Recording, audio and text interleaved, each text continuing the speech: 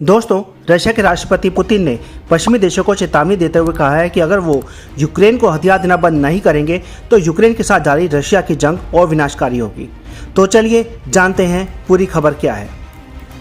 Russia के खिलाफ जंग जिताने के लिए पश्चिमी देश लगातार यूक्रेन को हथियार मुहैया करा रहे हैं, जिस पर रशिया शुरू से ही आपत्ति जता रहा है।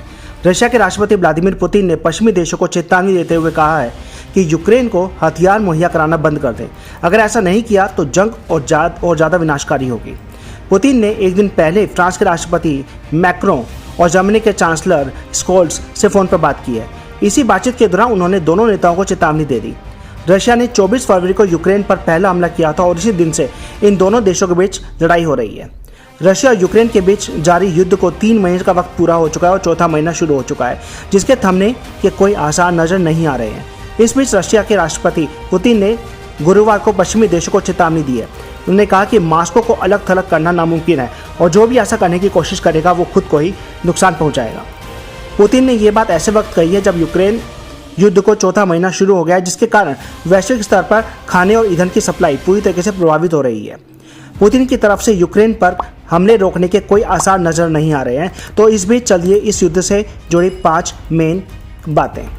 तो पहली बात है, उन्होंने सप्लाई चेन में बाधा डाल दी है। 40 साल से सबसे अधिक महंगाई, बढ़ती बेरोजगारी और खाने को लेकर गहराते वैश्विक संकटों पर भी बातचीत हो रही है लगातार। उन्होंने इन मुद्दों को इन चुनौतियों के साथ जोड़ा जिनका सामना पश्चिमी देश कर रहे हैं।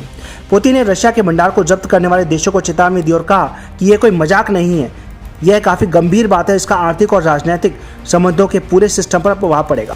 नंबर 2 पर बात करते हैं। यूक्रेन के राष्ट्रपति जेलेंस्की ने रशिया पर पूर्वी डोनबास क्षेत्र में नरसंहार का आरोप लगाया है, जिसका बड़े स्तर पर नियंत्रण रशिया समर्थित अलगाववादियों के हाथों में है। उन्होंने रात के वक्त अपने संबोधन में कहा कि हम लड़ाई के लिए जरूरी सभी हथियारों को उपलब्ध कराकर यूक्रेन के लिए लड़ रहे हैं। उन्होंने पश्चिमी देशों से और हथियार मुहैया कराने को कहा।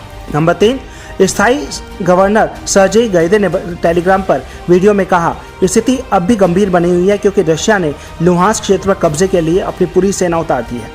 सेवेरोडोनेत्स्क के बाहरी इलाके में भीषण लड़ाई चल रही है। वो शहर को पूरी तरीके से बर्बाद कर रहे हैं और यह रोजाना गोलीबारी कर रहे हैं, वो भी बिना रुके। नंबर 4 अपडेट, यूक्रेन के विदेश मंत्री दिमित्रो कुलेबा ने ट्विटर पर कहा कि हमें जल्द से जल्द और भारी हथियार की जरूरत है, खासतौर पर MLRS यानी कि मल्टीपल लॉन्च रॉकेट सिस्टम, ताकि रूसी हमलों का जवाब दे सके। और नंबर 5, रशिया ने यूक्रेन पर 24 फरवरी को हमला किया था, तभी से अब तक ये हमले रुके नहीं है। इससे दुनिया भर में खाने और ईंधन का संकट बढ़ गया है। तो दोस्तों, अगर आपको वीडियो पसंद आए तो लाइक शेयर सब्सक्राइब जरूर करें। Thank you.